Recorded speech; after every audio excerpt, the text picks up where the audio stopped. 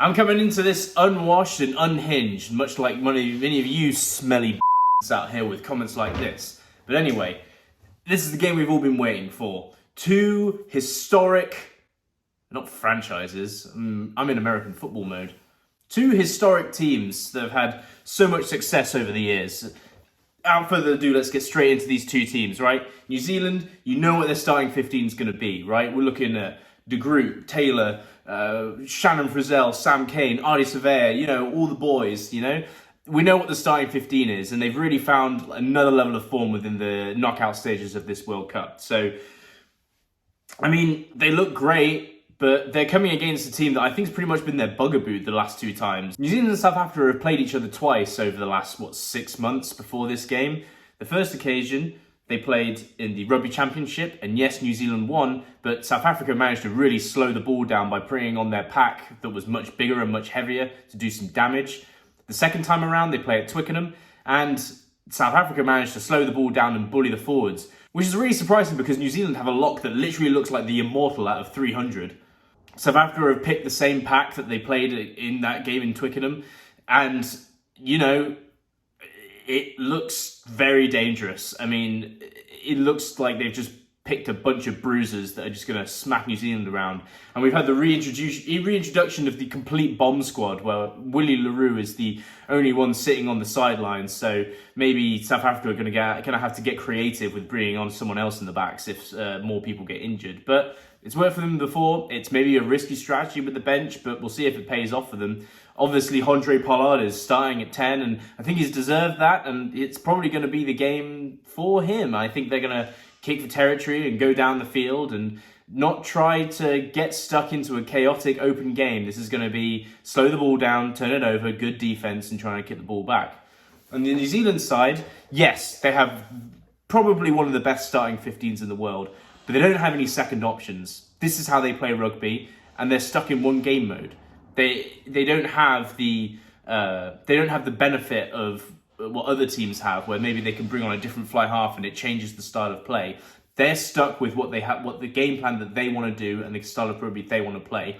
And it is absolutely critical that if they want to be successful in this final, they need to get quick ball and they need to create chaos. And that's really where the game is going to be won. Is it going to be more chaotic, or is it going to be stifled by South Africa's giant pack? So you're probably thinking, oh, Rugby Illuminati, you haven't made any predictions yet, you're just talking about the game. I'll make my predictions. Right now. South Africa are going to win this game. 100%. I don't care what the Saffers say, and don't tell me that we're going to win because we're better as underdogs. I don't care. I've seen nothing from this New Zealand team that's able to counteract when the bigger pack of South Africa's on. And then, you know, not only have you got the bigger pack, but you've got great power players to come on later on. I mean, RG Snyman coming in like an octopus around people and throwing his arms around with offloads because he's just so large. And Jasper Wiese, who I've obviously got a soft spot for because he's a Leicester man, he can come on and bring some power running and really just finish off the New Zealanders. So I don't see a way. I mean, for me, Ian Foster's been a great coach, don't get me wrong, but there's a reason he's not staying after the World Cup. People, like, they want to see New Zealand with that 90% winning percentage. They don't want to see him losing to Argentina. And he's gone, and someone's going to come in. Razor is going to come in for him. So I just, you know what I'm hoping for? I'm hoping Ian Foster has a plan. He has a plan to counteract what beat the crap out of his team at Twickenham not too long ago. But I just don't trust that he has that plan. And without that plan, I feel like I don't know if it's going to go the same way. I mean, New Zealand has got trounced in Twickenham, and I don't see it that way. I see it more a 34-21 game. Not that high scoring. 26-18. I see it as a 26. I see it as a close game, but I see South Africa maybe stifling them. But I don't know. I want Ian Foster to surprise me. I want him to show some tactics. I mean, to be honest with you, there is a bit of a blueprint in what England showed, right? You can attack South Africa under the high ball on the wings. That works, right? And you've got the players to do it. Richie Mwanga's got a beauty of a crossfield kick on him, so does Bowden Barrett. You've got the wingers to compete. Will Jordan is just all-round superstar, excellent guy that can do everything. Mark Attilia, maybe not the best under the high ball, but he does get up there for a guy that's not the tallest, maybe. He can compete. So there is a blueprint, and I think it's forecasted to rain as well.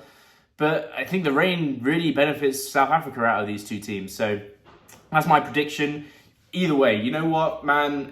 For the neutral, for me, who's going to be sitting, crying into my beer, watching my team lose to Argentina tonight, I just want to see a great game with no skin in the game. And, I mean, at the end of the day, it's two historic teams. There's no real underdog here. So I just want to see greatness. And the way that both these teams can play at their best is greatness. And whoever plays the greater, I think, should win the great competition that is the Rugby World Cup. And that would be great. So, yeah, that's it. That's it for me. That's all I got. So, hope you enjoy this video, and I'll see you on the other side.